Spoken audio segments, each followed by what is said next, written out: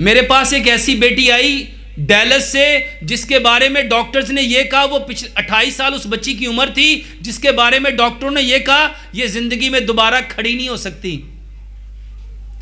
और अल्हम्दुलिल्लाह सुम्मा अल्हम्दुलिल्लाह वो पाकिस्तान में अपने माँ बाप को सिर्फ आखिरी बार मिलने आई। 22 दिनों में वो लड़की चलने शुरू हो गई। नॉर्मल अपने पैरों पे सिर्फ चलना शुरू नहीं हुई, 40 दिन बाद उस लड़की ने जिम ज्वाइन कर लिया और अल्हम्दुलिल्लाह सुम्मा अल्हम्दुलिल्लाह इस वक्त वो 100% ठीक है।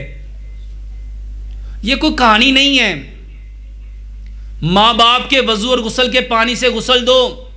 दूसरे नंबर पे कलवंजी और मेथी दाना।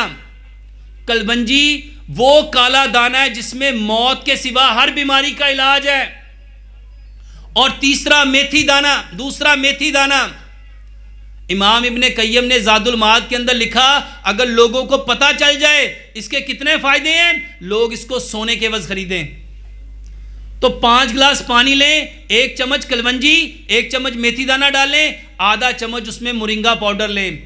मोरिंगा सुहांजने के पत्तों को कहते हैं। मेरे मोहतरम भाइयों, इसमें बेशुमार बीमारियों का इलाज है।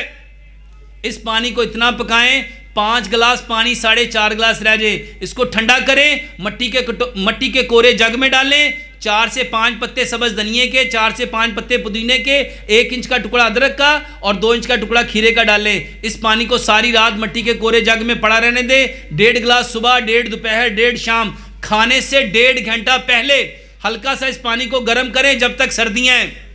जो लोग ठंडे इलाके में रहते हैं वो इसको गर्म करके पिएंगे। पहले हल्का सा गर्म करें, 1 चम्मच उसमें शहद मिलाएं, आधी चम्मच उसमें सेब का सिरका मिलाएं, 2 से 4 कतरे उसमें जैतून का तेल मिलाएं। खाने से पौना घंटा पहले ये पानी दें। सुबह भी, दोपहर भी, शाम भी।